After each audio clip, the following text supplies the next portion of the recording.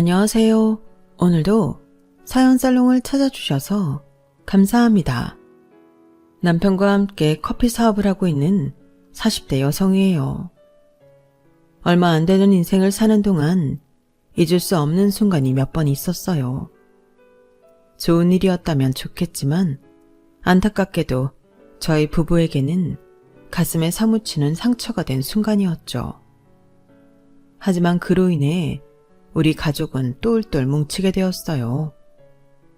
세상에 믿을 건 우리 가족밖에 없다는 걸 알게 되었으니까요. 지금이야 웃으면서 말할 수 있지만 한때는 정말 속으로 피눈물을 흘리며 어금니 꽉 깨물고 버텨야 했어요. 언제고 반드시 받은 대로 갚아주겠다는 생각을 하면서요. 그리고 15년이 지난 지금 우리 부부는 우리 눈에서 피눈물을 뽑은 인간들한테 제대로 복수할 수 있었어요. 그래서 이렇게 사연도 보내게 되었습니다. 저는 어릴 때 딱히 부족할 거 없이 자랐어요. 대단히 잘 사는 집은 아니었지만 중산층 가정이었기에 그럴 수 있었죠. 아빠는 평범한 회사원이었고 엄마는 옷가게를 하셨었는데 규모가 꽤 커서 아빠 월급의 2배 정도는 거뜬히 벌고 계셨죠. 그때만 해도 수입 의료가 들어오지 않던 때라서 남대문 도매시장에서 물건을 떼어다가 라벨 작업을 해서 팔곤 했었는데 그러다 90년대 중후반이 되면서 상황이 급격히 변하게 되었어요. 수입 의료 브랜드가 물밀듯이 들어오고 대기업에서 젊은 층을 겨냥한 의류 브랜드를 앞다퉈 론칭하면서 시장 옷을 파는 저희 엄마 가게는 매출이 하루가 다르게 떨어졌거든요.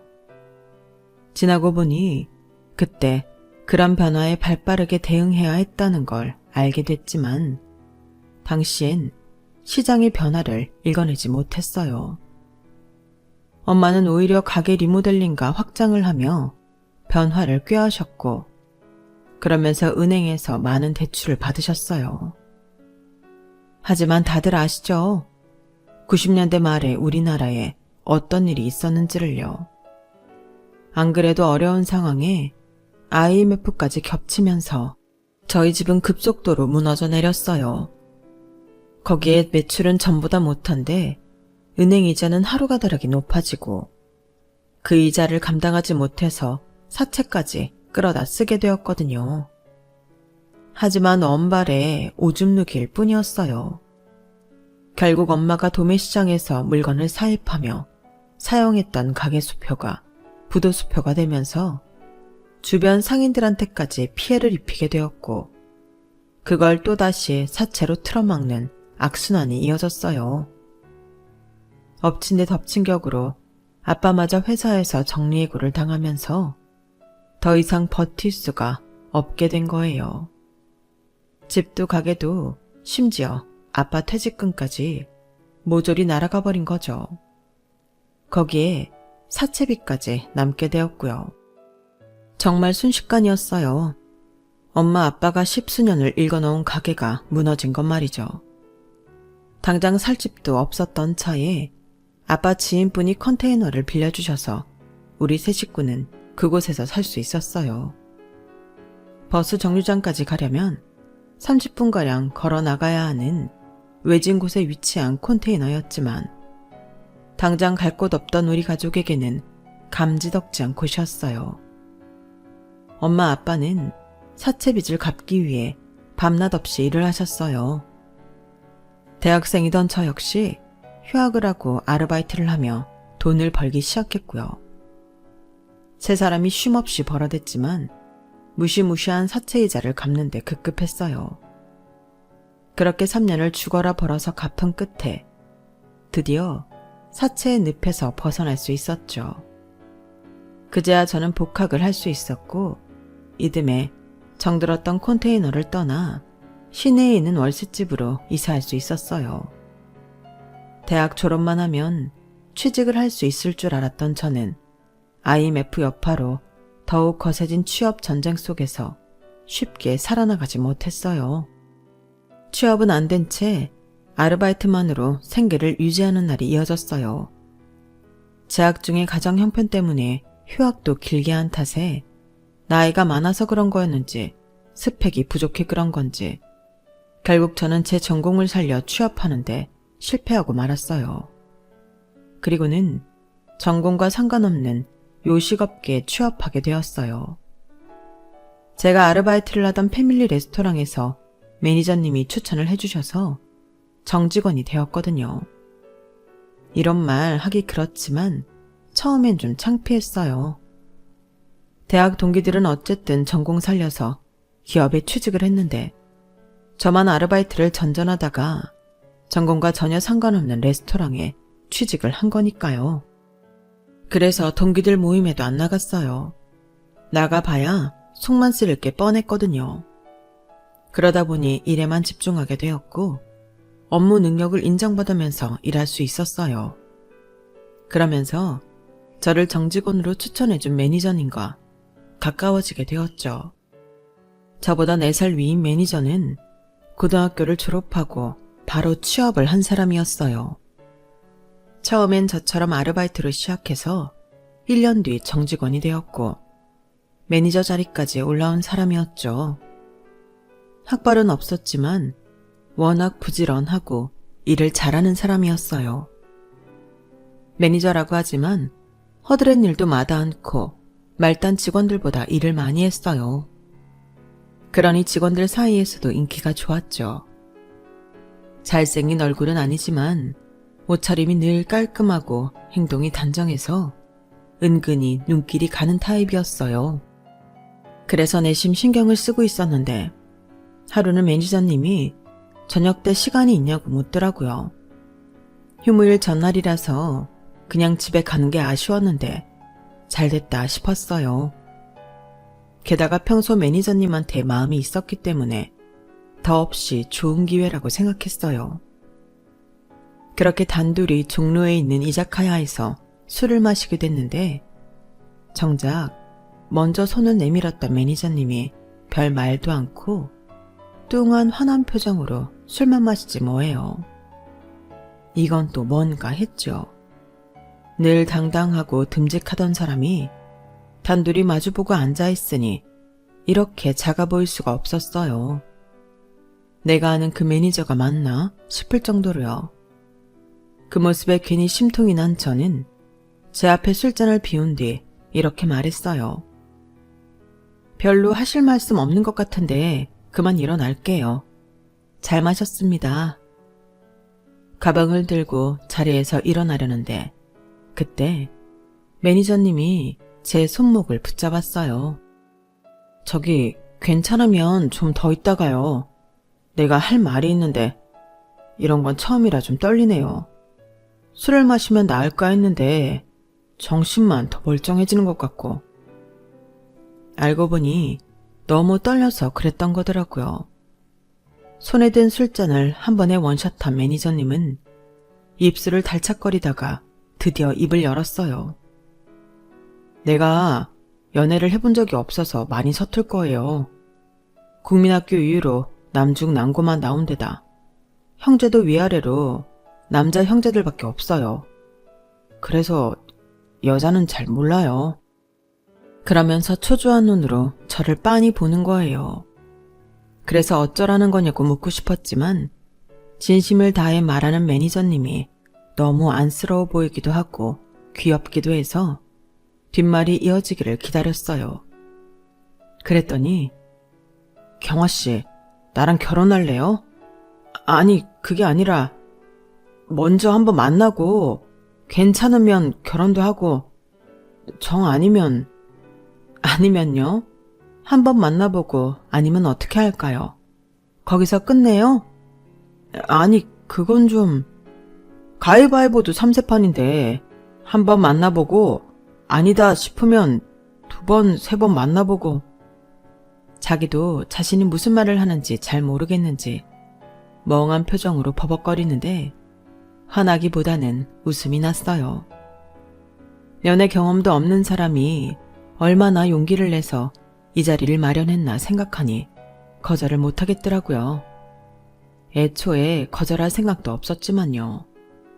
그래서 그날부터 매니저님이랑 만나게 됐고 3번의 데이트 이후에는 본격적으로 사귀게 되었어요. 직장에서 몰래 사내 연애를 하는데 은근 스릴도 있고 짜릿하더라고요. 전에는 휴일 다음날 출근하는 게 그렇게 싫었는데 연애를 시작하고부터는 출근 시간이 기다려질 정도였어요. 그렇게 3년간 우리는 비밀 사내 연애를 이어갔고 드디어 결혼을 하게 되었어요. 남편은 3남 중 둘째인데 맏형은 4년 전에 결혼을 했고 막내 동생은 아직 미혼이었어요. 아주버님과 형님은 명문대 CC로 아주버님은 대기업에 다니고 형님은 은행에 다니고 있었어요. 그렇다 보니 결혼하고 3년 만에 집도 사고 생활도 많이 안정된 편이었죠. 시동생은 아직 결혼은 안 했지만 결혼할 상대가 있는 상황이었어요. 상대 여자는 시동생이 다니는 회사 대표 딸이었죠. 그렇다 보니 남편 형제들에 비해 저희 부부만 직업도 월급도 많이 빠지는 상황이었어요. 그래도 가족끼리 질투할 상황은 아니라서 별로 신경을 쓰지 않았는데 나중엔 그게 우리 부부의 발목을 잡더라고요. 아무튼 처음 인사를 드리러 시댁에 찾아간 날 시부모님이 그러시더라고요. 나는 그래요. 부모는 자식 대학 공부까지 시켰으면 할 일은 다 했다고 봐요. 우리 큰애도 지가 벌어서 결혼하고 집 사고 다 했거든. 그래서 말인데 혹시라도 우리 쪽에서 뭘 해주길 바란다면 그런 기대는 안 하는 게 좋아요. 다 큰 성인인데 결혼은 자기들이 알아서 해야지. 딱히 부모님께 뭔가를 바랐던 건 아니었지만 처음 만난 자리에서 면전에 대고 바로 말씀을 하시니 조금 놀라긴 했어요. 저희 집 사정도 그렇게 넉넉한 편은 아니라서 처음부터 우리는 우리가 번 돈으로 작게 시작하기로 했기에 계획대로 결혼 준비를 했어요. 가진 돈으로는 월세로 가는 게 맞았지만 매달 나가는 돈이 아깝기도 하고 차라리 은행 대출을 받아 전세로 가는 게 이익이라서 전세 대출을 받았어요. 그런데 생각지도 못한 일이 일어난 거예요. 결혼하고 1년쯤 지났을 무렵 본사 재정이 흔들리면서 계열사인 저희 레스토랑을 정리한다는 소문이 돌기 시작한 거예요. 그리고는 바로 정리해고가 시작됐어요. 가장 불리한 건 저희 부부였어요. 둘 중 한 사람은 나가야 하는 상황이었죠. 결국 급여가 높은 남편을 대신해 제가 퇴사를 하게 됐어요. 바로 재취업을 하기는 했지만 전 직장보다 급여가 낮아서 생활은 전보다 많이 힘들어졌어요. 그런 와중에 시동생이 결혼을 하게 되자 아주버님이 전화를 하셨더라고요. 막내 결혼하는데 뭐라도 해줘야 하지 않겠니? 집사람은 너희랑 각각 500씩 해서 1000만 원 만들어주자고 하는데 네 생각은 어떠니? 아, 이거 어쩌지? 형, 실은 우리 집 사정이 요즘 좀 안 좋거든. 야마, 아무리 안 좋아도 둘이 버는 게 굶고 사는 건 아니잖아. 더 결혼할 때 난 뭐 넉넉해서 500이나 해줬냐? 형이니까 내가 힘들어도 해준 거지. 그럼 우린 우리대로 할 테니까 너희는 형편대로 알아서 해라. 사실 아주버님 말에는 약간의 어폐가 있어요. 저희가 결혼할 때 아주버님이 신혼여행비 하라며 500만 원을 주신 건 맞아요. 하지만 그건 제 남편이 아주버님 결혼하실 때 축의금으로 500만 원을 해드렸기 때문에 똑같이 액수를 맞춰서 주신 거니까요. 도련님의 경우는 저희 결혼할 때 아무것도 안 해주셨거든요. 그렇다고 해서 저희도 똑같이 안 하겠다는 건 아니지만 그래도 큰 액수를 해줄 수는 없을 것 같았어요. 그래도 한다고 해서 200만 원을 시동생한테 보냈는데 액수가 적어서 그랬는지 시동생이 돈을 받고도 고맙다는 말도 안 하더라고요. 결혼식 때문에 바빠서 깜빡했나 보다 했는데 신혼여행에서 사온 선물을 보니 그게 아니었더라고요. 아주버님께는 100만 원이 넘는 양주를 드리고 저희한테는 하와이에서 유명한 마카다미아 초콜릿 한 상자를 주더라고요. 그걸 보니 저도 표정 관리가 안 됐어요. 그러자 시동생이 그러더군요. 작은 형은 양주 안 마시잖아. 그래서 작은 형수 드시라고 초콜릿으로 샀어. 작은 형수, 초콜릿 좋아하죠? 네, 잘 먹을게요. 고마워요. 없는 살림에 제 한 달 월급에 달하는 200만 원이나 축의금으로 줬는데 이런 식으로 대놓고 차별을 하다니 정말 얄미웠어요. 200만 원과 500만 원의 차이는 저도 잘 알아요.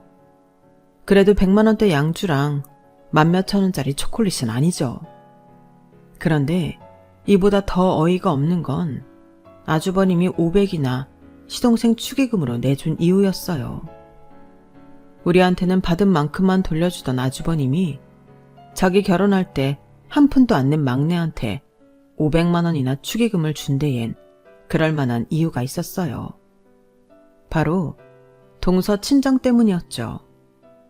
은행원인 손윗동서는 막내동서의 도움을 받아서 자기네 은행으로 동선의 친정회사 급여 지정은행을 바꾸게 하려고 물밑 작업을 했던 거예요.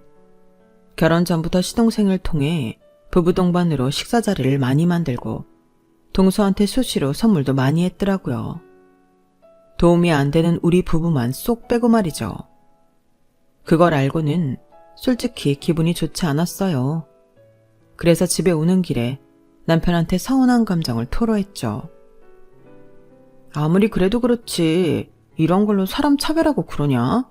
삼형제 중에 어떻게 우리만 쏙 빼고 두 집만 어울리냐고. 정말 그러는 거 아니야. 사람 인생 모르는 거라고. 우리라고 뭐 언제까지 이러고 살 줄 알아? 아이고 그렇게 서운했어? 미안해. 내가 좀 능력이 있었으면 이럴 때 당신 속상하게 만들지 않았을 텐데. 자기 속도 말이 아닐 텐데 제 걱정을 해주는 남편을 보니 더는 화를 낼 수가 없었어요. 솔직히 제 삼형제 중에 제 남편만 대학을 못 다닌 데는 이유가 있었어요. 제 남편이 공부도 꽤 했었는데 집안 형편 때문에 남편이 대학 진학을 포기한 거였거든요. 그때 아주버님이 한 해 휴학을 하고 학비를 벌었다면 제 남편이 대학에 갈 수도 있었지만 아주버님은 끝까지 양보하지 않았어요.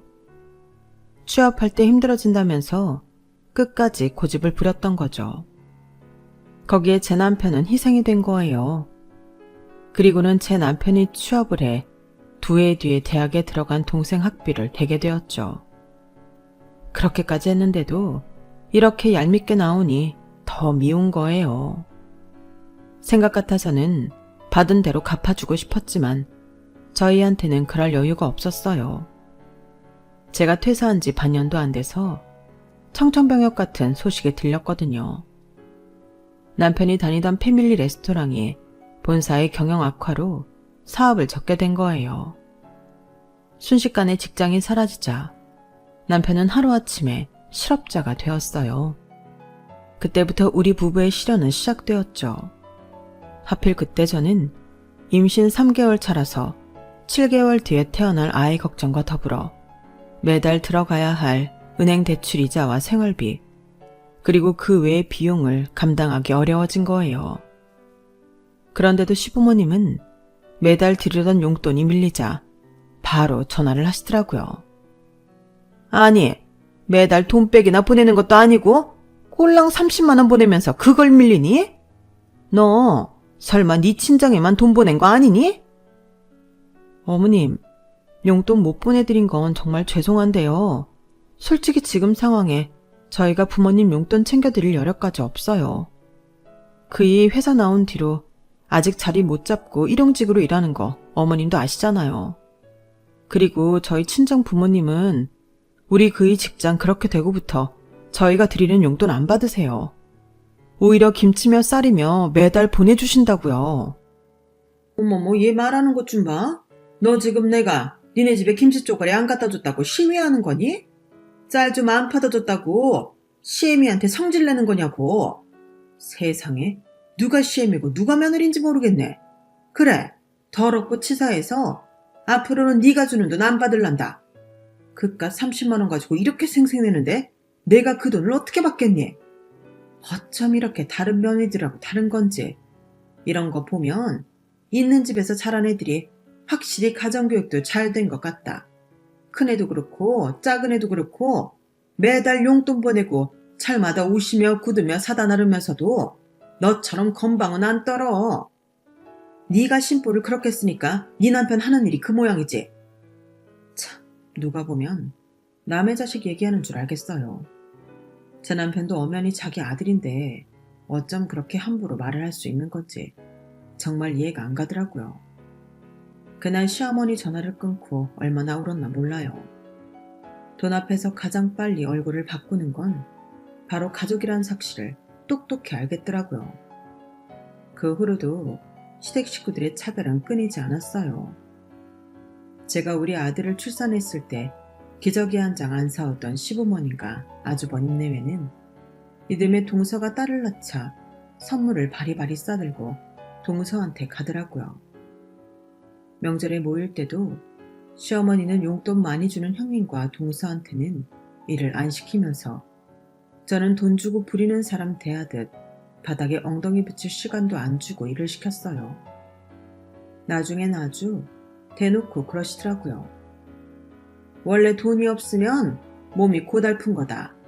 큰애랑 작은애는 열심히 벌어서 내 용돈이며 화장품까지 다 사다 주는데 너는 몸으로라도 때워야 할 거 아니니?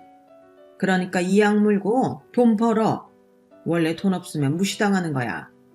나 되니까 며느리인 너한테 이런 얘기를 해주는 거야. 고마운 줄이나 알아. 아주 2번 고마웠다가는 큰일 나겠더라고요. 가난한 자식이라 잘 사는 자식들과 차별한다는 걸 어쩜 이리도 당당하게 밝히시는지 어떤 면으로는 참 대단하다는 생각까지 들었어요. 그런데 사람이 그렇잖아요. 기대를 안 하면 그 사람이 뭐라고 하든 별로 신경도 안 쓰이는 거요. 언제부턴데 제가 시부모님을 비롯해 시댁 식구들한테 그런 감정 상태가 되었어요. 많아야 1년에 한두 번 얼굴 마주하는 사이라서 그때만 양쪽 귀 딱 열어놓고 니들은 떨어져라. 나는 내 갈 길 갈란다. 이런 생각으로 말이죠. 사실 애 키우면서 살림하랴 일하랴 다른 데는 신경 쓸 시간이 없기도 했고요. 남편은 요식업계에 종사했던 경력을 살려 원두 수입회사에 취직을 하게 됐는데 그게 남편 적성에 잘 맞았던 모양이에요. 굳이 그러지 않아도 되는데도 시간을 쪼개 바리스타 자격증까지 따더라고요. 그런데 웃긴 건 시험 준비를 하는 남편을 옆에서 보다 보니까 저도 한번 해보고 싶다는 생각이 들더라는 거예요. 그래서 남편이 바리스타 자격증을 따고 몇 개월 뒤 저도 바리스타 자격증을 따게 되었죠. 당장 써먹지는 못해도 혹시 또 아나요? 사람 일은 모르는 건데. 그런데 마침 그 무렵 테이크아웃 카페 전문점이 하나 둘 생겨나기 시작한 거예요. 작은 평수에서 할 수 있는 거라서 가게세도 적게 들고 홀에서 손님을 받는 게 아니라서 인건비도 안 든다는 게 무척이나 매력적으로 다가오더라고요. 자리만 잘 잡으면 출근 시간대와 점심시간대 꽤 매출을 올릴 수 있을 것 같기도 했고요.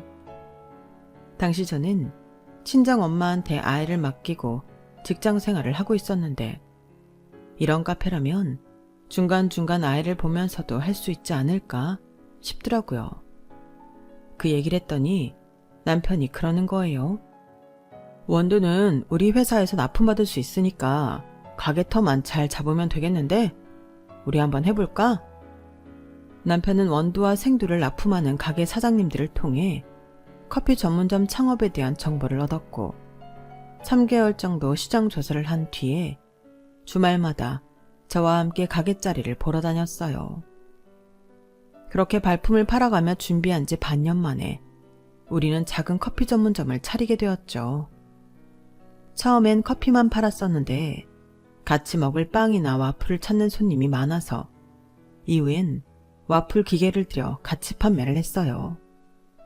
커피 원두는 남편네 회사에서 중간 단계 없이 바로 받고 있어서 프랜차이즈 매장들보다 훨씬 저렴한 가격으로 원두 구매를 할 수 있었죠.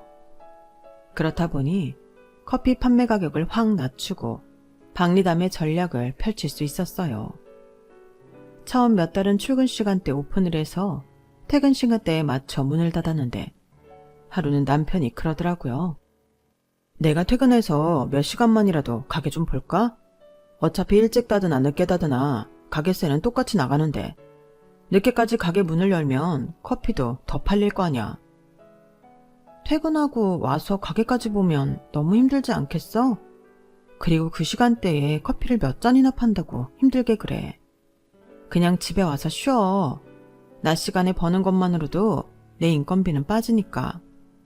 그럼 시범 삼아 한 달만 밤 12시까지 열어볼까? 해보고 돈이 안 되면 안 하면 되니까.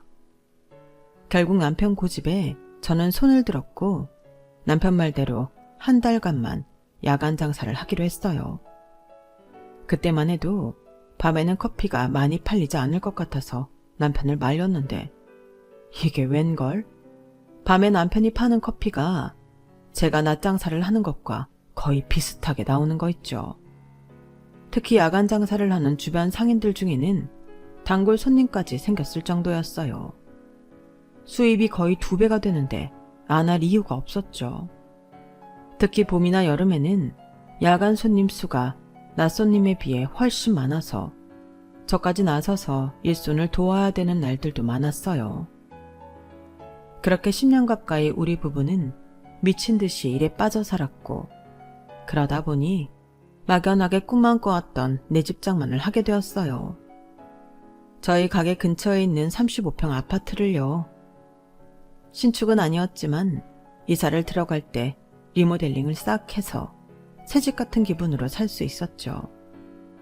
생각 같아서는 그동안 집도 없이 월세에 전세를 전전한다고 손가락질했던 시댁 식구들한테 보란듯이 자랑하고 싶었지만 바쁘다는 핑계로 발길도 끊고 산 처지라서 그러지는 못하겠더라고요.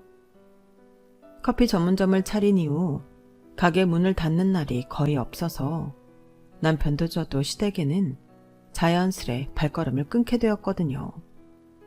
시댁에서도 저희가 안 온다고 찾는 사람도 없어서 자연스레 그렇게 된 거죠. 그러던 어느 날이었어요.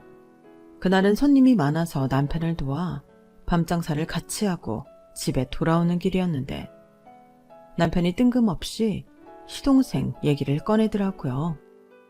성준이 말이야. 아까 낮에 회사로 전화했더라고. 도련님이 웬일로? 왜? 장인어른이 회사라도 물려준다고 그랬대? 도련님은 자랑할 게 있을 때만 자기한테 전화하잖아. 그러자 남편이 피식 웃더니 그러는 거예요. 그게 아니라 이혼한다나 봐. 그 녀석이 바람을 폈던 모양이야.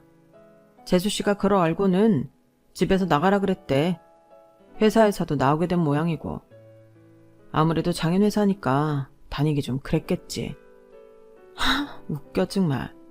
돈 많은 와이프 덕에 팔자 고쳤다고 자기한테 그 자랑을 하더니 지복을 지가 찼네. 그래서 당신한테 뭐라 그랬는데? 설마 돈 빌려달래? 맞구나. 어머, 진짜 양심도 없어. 지가 우리한테 어떻게 했는데 이제 와서 돈 빌려달란 소리를 해? 그래서 빌려준다 그랬어? 아니, 나한테 돈이 어딨어. 집 사느라 영혼까지 탈탈 털었는데. 난 없으니까 형한테 부탁해보라 그랬지. 근데 이미 형한테 말했다가 거절당했던 모양이더라고. 몇 번 돈 얘기했더니 형도 형수도 이젠 지 전화를 안 받는다네. 그런 사람들인 거 몰랐대? 쌤통이다. 암튼 당신 앞으로도 절대 돈 빌려줄 생각하면 안 돼. 그랬다간 봐. 당장 나랑 이혼이야. 그날 시동생한테 전화가 왔었다는 얘기를 듣고 내심 걱정이 됐어요. 돈 없다는 남편의 말에 시동생이 순순히 포기할 위인이 아니란 걸 알고 있었으니까요. 막내라서 그런가 형들한테 들러붙고 뜯어먹는 거 하나는 기가 막히게 잘하거든요. 그런데 아니나 다를까 며칠 뒤 주말에 시아버지가 가게로 찾아오셨더라고요. 시동생까지 함께요. 주말이라서 남편과 함께 가게를 보고 있었는데 아버님과 시동생이 제가 있는 걸 보고는 살짝 눈치를 보시더라고요. 딱 보니 저 없는 시간에 찾아와 남편한테 돈 얘기를 꺼내려고 했던 것 같았어요. 그걸 알고도 제가 자리를 비켜줄 리 없죠. 그러자 시동생이 잠깐 밖에 나가서 얘기 좀 하자며 제 남편을 끌어당기더라고요. 그래서 제가 딱 잘라 말했어요. 그럴 거 없어요. 여기서 얘기하세요. 의자도 있고 커피도 있는데 굳이 돈 버리고 다른 가게 가서 차 마실 일 있어요? 왜? 내가 들으면 안 되는 얘기예요? 그런 거면 아예 하지 마세요. 당연히 안 되는 일일 테니까.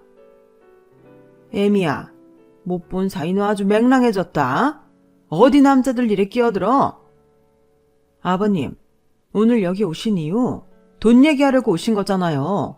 제가 틀렸나요?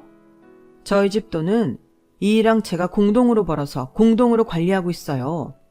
그러니까 한쪽이 마음대로 운영할 수 없다고요. 뭐 돈 얘기하러 오신 게 아니라면 제가 자리 피해드릴게요. 도련님, 어떻게 할까요? 그러자 시동생은 한숨을 푹 쉬더니 돈 얘기하러 온 게 맞다고 하더군요. 그러자 아버님이 대뜸 끼어들어서 그러시는 거예요. 듣자 하니 얼마 전에 아파트를 샀다면서. 그래서 말인데 니들 아파트를 담보로 1억만 빌려다오. 이 녀석이 돈 한 푼 없이 이혼당하고 나와서 당장 먹고 살 길이 없잖니. 1억이면 이런 가게 하나쯤은 할 수 있을 거 아니니. 죽어가는 사람 살린다 생각하고 니들이 힘 좀 보태라. 아버님, 그건 안 되겠는데요. 저희들 힘들 때는 도움은커녕 가난하다고 무시하고 따돌리셨잖아요. 저요, 귀머거리 아니에요. 그간 못 듣고 몰라서 가만히 있었던 거 아니라고요. 어머님 아버님 그동안 저희만 빼고 아주버님네랑 도련님네랑만 데리고 해외여행도 다니시고 골프도 치러 다니셨던 거 다 기억한다고요. 좋을 땐 우리만 빼고 사시다가 힘들어지니까 저희한테 아버님 막내 아들 떠넘기시면 곤란하죠. 그 사업자금 아버님이 대주세요. 아니면 잘난 큰아들한테 해주라고 하시든가요. 왜 자식 취급도 안 하던 제 남편한테 와서 이러세요? 내가 해줄만 하면 해줬겠지. 당장 우리 집도 은행에 담보로 잡혀 있어서 대출 받아줄 돈이 없어. 내 퇴직금이야. 네 시어머니랑 내가 먹고 살 돈인데 그걸 빼줄 수도 없고. 오죽하면 내가 니들한테 왔겠냐. 둘째 네가 서운했던 건 내가 사과하마. 그러니까 이번 일은 니들이 좀 도와주도록 해. 정 불안하면 내가 경기도에 있는 땅 니들 앞으로 해주마. 아버님, 그 땅은 팔아도 돈도 안 되는 땅이잖아요. 그래서 지금까지 팔지도 못하고 가지고 계시는 거면서 그걸 담보로 대출을 해달라 하시는 건 너무하죠. 아무튼 저희는 대출이고 뭐고 해줄 생각 없으니까 그만 돌아가세요. 저희 장사해야 해요. 저는 아버님과 시동생 등을 떠밀어 가게 밖으로 내보냈어요. 그리고는 일부러 쾅쾅 소리를 내가며 가게 정리를 해댔죠. 한참 밖에서 서성이던 아버님과 시동생은 굳은 인상으로 눈길 한 번 안 주는 저를 훔쳐보다가 하는 수 없이 발길을 돌렸어요. 그런데 그날 밤 꿈에 황금빛 용이 여의주를 물고 아버님 경기도 땅으로 내려오지 않겠어요? 그리고는 입에 물고있던 시뻘건 여의주를 땅속에 파묻더라고요. 그러자 그 땅이 순식간에 황금으로 변해버리지 뭐예요. 꿈에서 깬 저는 너무도 생생한 그 꿈 때문에 다시 잠들 수가 없었어요. 왠지 그 땅을 제 손에 넣어야 할 것 같다는 생각이 들었죠. 그래서 다음날 남편한테 그 얘기를 했어요. 그러자 남편이 자기도 비슷한 꿈을 꿨다는 거예요. 아버님 땅에서 금화를 캐는 꿈이었다나요? 부부가 같은 날 비슷한 꿈을 꾼 것부터가 신기한데 그게 하필 아버님 땅에 관한 거였다는 게 아무래도 심상치 않았어요. 그래서 아버님께 땅을 받고 은행 대출을 받아주기로 했어요. 하지만 1년이 지나고 3년이 지나도록 아무런 일이 일어나지 않았어요.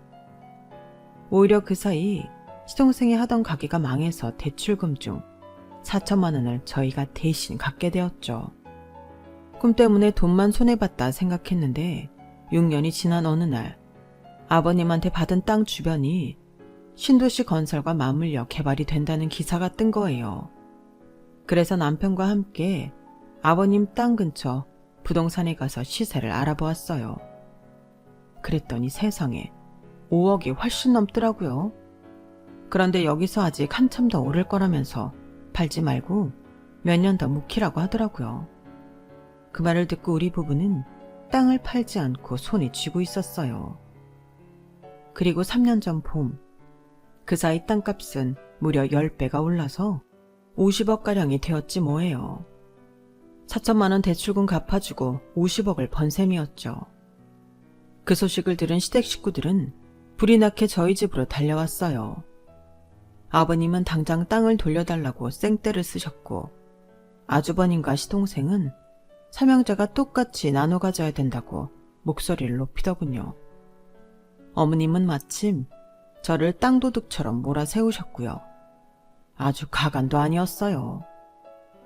도대체 왜들 이러세요? 왜 남의 땅에 그렇게들 관심이 많으시냐고요? 저요, 이 땅 아버님한테 사기쳐서 받은 거 아니에요. 도련님 가게 차리는데 저희 집 담보로 1억 대출해준 대가로 받은 거라고요. 대출만 받아줬나요? 도련님이 안 갚은 4천만 원도 우리가 대신 갚았어요. 그 당시 땅값이 1,000만 원도 안 됐던 거 아버님도 기억하시죠? 그러니 제가 3천만 원이나 손해보고 받은 땅이 10배가 되든 100배가 되든 내 땅이라는 거엔 변함이 없다고요. 그러니까 남의 땅에 침 흘리지 말고 다들 돌아가세요. 아니 형수님, 가족끼리 정말 이럴 거예요. 남도 이렇게는 안 하겠어요. 그러자 남편이 시동생 말을 자르며 끼어들었어요. 가족? 우리가 언제부터 가족이었냐? 나랑 이 사람 지금까지 당신들 앞에서 가족 대접 받은 적이 단 한 번도 없어. 거지 새끼 취급은 받았어도. 그래도 살다 보니 이런 날이 다 오네. 당신들이 우리 집에 돈 구걸하러 오는 날 말이야. 형, 우리가 언제 형이랑 형수를 거지 취급했다고 그래. 가족이니까 편해서 좀 실수를 했던 거지. 난 정말 나쁜 뜻은 없었어. 실수요? 어머, 도련님, 입은 삐뚤어져도 말은 바로 해야죠. 그게 어떻게 실수예요? 당신들이 언제 우리 부부를 가족 대접이나 해줬어요? 그래놓고 이제 와서 땅값 올랐다니까 득달같이 달려와선 부모 형제 타령들을 해요? 우리가 돈 없을 땐 거들떠도 안 보던 사람들이 어쩜 이렇게 양심이 없나 몰라. 저요, 남한테 받은 건 확실히 돌려주는 사람이에요. 그런데 당신들한테는 좋은 걸 받은 기억이 하나도 없네요. 가난하다고 멸시와 조롱받은 거밖엔 아무 기억이 안 난다고요. 그러니까 험한 꼴 당하기 싫으시면 조용히 돌아가세요. 혹시나 해서 하는 말인데 앞으로도 우리 집에 찾아와서 가족이니 뭐니 되도 않는 소리 짓거리면 나 그땐 정말 머리에 꼭 꼽는 수가 있어요. 미친년 칼춤 보고 싶으면 어디 한번 해보라고요. 그동안 가슴에 꼭 끌어안고 살았던 서름을 한 번에 터뜨린 저는 시댁 식구들을 우리 집에서 내쫓았어요. 언제고 반드시 받은 대로 되갚아주겠다는 결심은 이렇게 10수년이 지난 지금에서야 실현이 되었답니다. 현재 저희 부부는 땅을 팔고 받은 돈으로 경기도에서 커피 전문점을 크게 하고 있어요. 이제는 정직원도 3명이나 두고 아르바이트생도 쓰면서 운영을 하고 있죠. 남편은 기왕 시작한 거 제대로 커피 사업을 해보겠다고 근처에 커피 공장을 짓고 있는데요. 그게 완공이 되면 직접 생두를 사다가 로스팅까지 해서 판매할 예정이랍니다. 가난해서 형제들한테마저 외면당하던 우리 부부는 힘든 시간을 서로 의지하면서 살아왔고 마음속으로만 품었던 복수도 할 수 있었어요. 지금 이 순간 혹시 저희 부부처럼 힘겨운 시간을 보내는 분들이 계시다면 끝까지 용기 잃지 마시고 버텨보세요. 그러면 그 끝에는 웃는 수가 있는 순간이 반드시 있을 겁니다. 저희 부부가 그랬던 것처럼 말이죠. 지금까지 제 사연을 들어주셔서 감사합니다. 건강하시고 항상 행운이 가득하길 바랍니다. 여러분, 사연 댓글에 응원과 현명한 조언 부탁드려요. 좋아요와 구독은 저에게 큰 힘이 됩니다. 오늘도 좋은 일 가득하세요.